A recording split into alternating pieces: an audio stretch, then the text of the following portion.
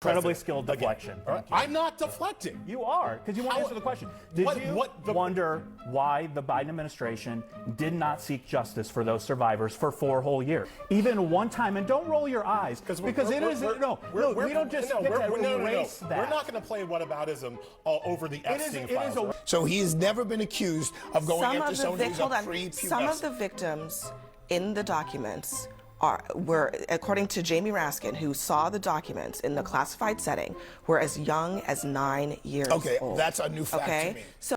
So in this clip, we are going to see the MAGA performers on this CNN panel for Table for Five try and defend Pam Bondi's awful performance at the hearing midweek. We're going to see one of them try a bit of a failed gotcha, and we're also going to see one of them try and corner Abby Phillip, and it's just going to completely backfire. So as usual, let's check the clip out in full. I may give my perspective throughout, but I'm definitely going to give it towards the end. Let's get into it, and as usual, I'll leave a link in the description below the video so you guys can check out the full exchange if you guys want to. Let's get into it. Hello, everyone. I'm Abby Phillip. It has been a significant week in the chase for truth and justice in the case of Jeffrey Epstein. A Trump cabinet official admitted to being on the pedophile's island after lying about it. Ghislaine Maxwell floated a quid pro quo, promising to clear Donald Trump and Bill Clinton if she is granted clemency. Republicans began to see the unredacted files, only to find even more redactions. And the Justice Department spied on those lawmakers making searches, something that caused even Speaker Mike Johnson to condemn the administration. And speaking of the DOJ, Pam Bondi acted more like a campaign surrogate than the Attorney General. She refused to answer basic questions about her handling of this case and of the files. Excuse me, I'm going to answer the question. Answer my question. No, I'm going to answer the question the way I want to answer the question. No, Your you're going to answer the question the way I asked. I believe you just lied under oath. There is ample evidence in the Epstein file. Don't you ever accuse me of a crime. I believe you. I told you about that, Attorney General, before you started. You don't tell me. Yeah, I did tell you because we saw what you did in the Senate. A lawyer, not even a lawyer. That episode may have pleased an audience of one, and even that is uncertain, but it backfired with MAGA. Pam Bondi is a horrible speaker. She made an absolute ass of herself. This is one of the most embarrassing things I've ever witnessed from a lawmaker. I personally lost all faith in our justice system. It is a system of injustice. I ain't cutting Trump any slack. Now that we know that they've covered up the conspirator documents, I would say is shocking to the conscience that Trump called it a hoax. Shocking. You watch, this is going to bring the country down. It's your fault, not mine. This is either a cover-up or it's incompetence. And I want somebody to go to jail for it. Usually a Pam Bondi performance like that would be just fine in MAGA world. But I think it actually says a lot about this Epstein situation that it didn't work this way. They still do want some answers. And the fact that she was stonewalling and yelling and all the theatrics about a sex pedophile ring, to MAGA's credit, that really rubbed them the wrong way. Don't you dare accuse Pam Bondi of doing her job, right? Because that's really at the heart of the problem here. Pam Bondi is the Attorney General of the United States. She does not represent Donald Trump. She does not represent Bill Clinton. She represents the people, and in this case, the victims of the Epstein scandal, right? And so the most arresting image for all the toxicity, right? And honestly, the last time I saw something that toxic, Britney Spears was involved. But for all of that ridiculousness, the most arresting image of the entire hearing was when all of those Epstein's victims stood up and Pam Bondi refused to look at them in the face. Pam Bondi refused to look at her clients in the face. The people she's supposed to be representing and defending, she couldn't look them in the face. And that is going to be the story of that hearing, no matter what Pam Bondi said and how she yelled and carried on. I think one of the most striking moments was when she brought up the Dow. Because what did that have to do with Epstein survivors and victims and the case, right? So it was all about performing for Donald Trump, and that's because he rewards that.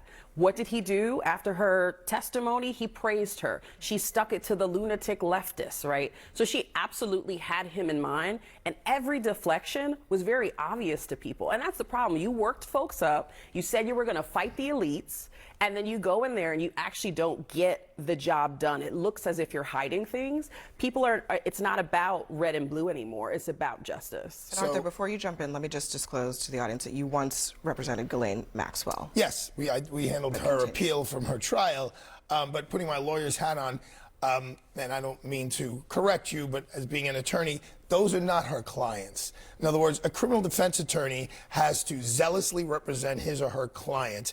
A prosecutor is in a much more luxurious position. They have a quasi-judicial function.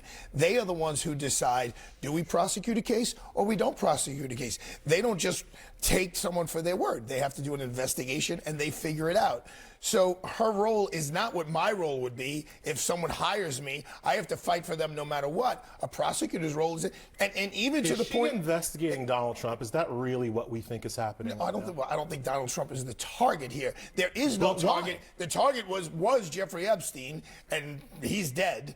So, and the only person in jail is a woman, Ghislaine Maxwell. So you're saying that Pam Bondi has no job, that she has no role in this, no, that she has no role? She's an investigator. All I said is those are not her clients. Those are the people that are not. But can I say, I mean, in this paradigm, Pam Bondi's working on behalf of the people collectively. Correct. And justice as a concept, which would involve, we know for a fact they're victims, right? And many of those women say they have been victimized. Okay, how do we know that for a fact? Well, I'm not questioning you, I'm asking you a question.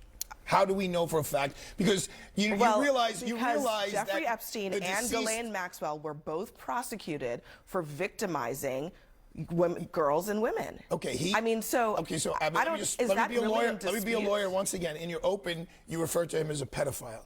You realize that he's not a pedophile. A pedophile is someone in the law is someone who goes after a prepubescent person. So he has never been accused of going after someone who's a prepubescent. Some of the victims in the documents were, according to Jamie Raskin, who saw the documents in the classified setting, were as young as 9 years old. Okay, that's a new fact to me. So I'm just saying, we are talking about a range of victims who can be extremely young in some cases, but Arthur, there's no question there are victims here, okay? Pam Bondi's job is to determine whether there is justice to be had. And those victims are sitting in that room and they're saying, hey, we think there is more here. Please do more. And rather than saying, you know, we're going to do our best to make sure that we leave no stone unturned, that no one is going to get away with something if they are still around and they've committed a crime. But instead, she did what she did. And people on the right are disgusted. People on the left are disgusted. This is not about politics. She did what... Just really quick. I want to go back to, I think Arthur, his name was. Why even try and make that point? This is what I don't understand about MAGA and like people that try and act like, oh, I'm not MAGA, I'm not a fan of Donald Trump. That point didn't even need making.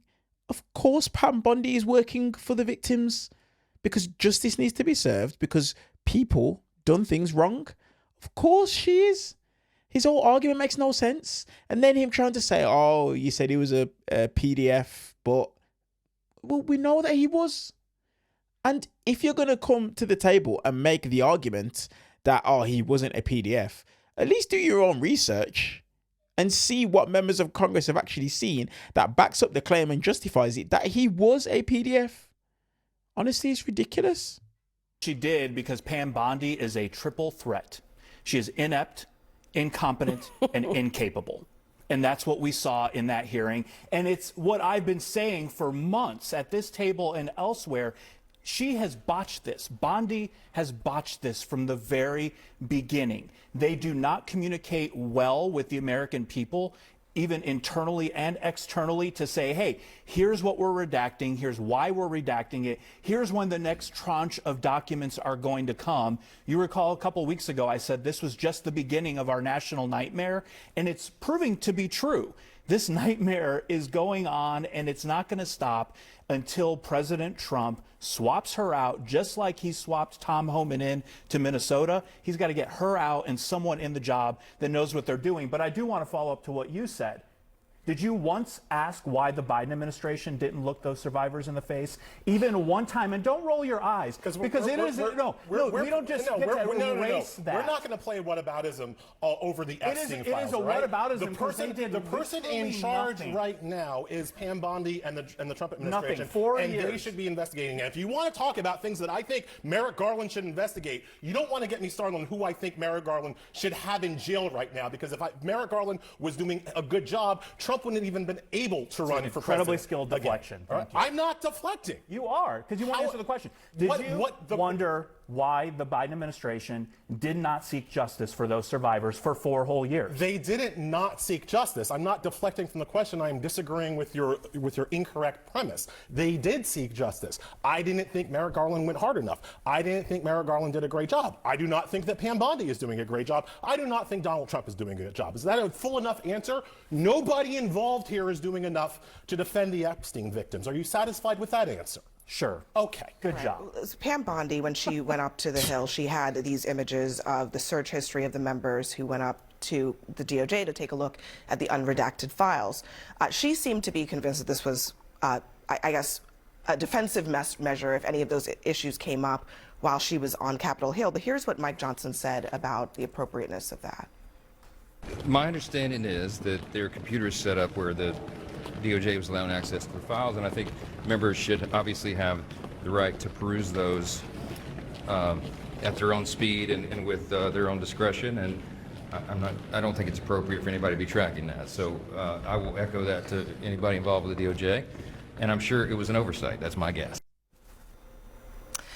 I don't think a printout of a specific congressperson's note is an oversight. That's the first thing. But why do you think, Natasha, that the DOJ decided to do that? I mean, it seems like a defensive move, like they're trying to protect themselves from something. I honestly have no idea. I don't know why they would do that. It certainly feeds into a narrative that, again, this is not a straightforward investigation. It's not one that's focused on victims. It's extremely politicized. And the people who should be front and center, who should be held accountable, are redacted, are protected, are essentially not being put forward to have to answer difficult questions. So, but it is interesting that Mike Johnson gave the benefit of the doubt. I'm sure that it was just an oversight. It's not really anyone's fault. Next for us, we finally learned. Honestly, MAGA, the weirdest bunch, genuinely. I mean, I already spoke about the lawyer that we can see at the back. You know, his whole trying to make a point of Pam Bondi doesn't work for the victims. Well, if Pam Bondi does what she's meant to do and the men are brought to justice who are accused of horrible, horrible crimes against the victims, well, then the victims would have got justice. So yes, she does work for the victims. And then you've got this guy, I think his name's Pete, the guy in the blue jacket that it is we can see at the front. Why is it these guys always have to deflect to whataboutism and whataboutery? Like, these people have to understand there was only one person that said while he was campaigning that he would release the Epstein files. He put 2 people in office that prior to them being in this part of this administration said they are going to get to the bottom of the Epstein files, Kash Patel and Dan Bongino. That's what these guys said. They done this whole performative thing at the start of the administration where they got influencers, MAGA influencers, to walk in to the White House and hold up the white folders that had absolutely nothing in them. This administration done that. Joe Biden, Barack Obama, they did not run on the Epstein files. None of them. They never said anything about that. Now, am I happy at the fact that they didn't do anything, or that if they had information that could bring people to justice? No, I'm not, because I believe people that do anything like that, they should be held accountable, especially due to the fact that they're elites. Because all it is that it does is it just makes elite people believe that they can do whatever they want, whenever they want, and there's not going to be any consequences. But the troubling thing for me is this. The only country that I see where there's been no consequences is the United States of America. We've seen Poland. We've seen in the Middle East. Hell, right here in my country of the United Kingdom, we have seen that people have paid the price for their actions and for what it is that they're doing. So I just don't understand the whataboutery and the whataboutism. Donald Trump said he would do it. Dan Bongino, Kash Patel. Yes, I know Dan Bongino isn't part of the administration no more, which is quite weird, and I actually would like to know why. But it just speaks volumes. So these guys always trying to throw it back to the Dems. Oh, why didn't you guys do anything about it? Dems didn't run on it. But that doesn't mean that I don't believe that they should have if they had information, honestly.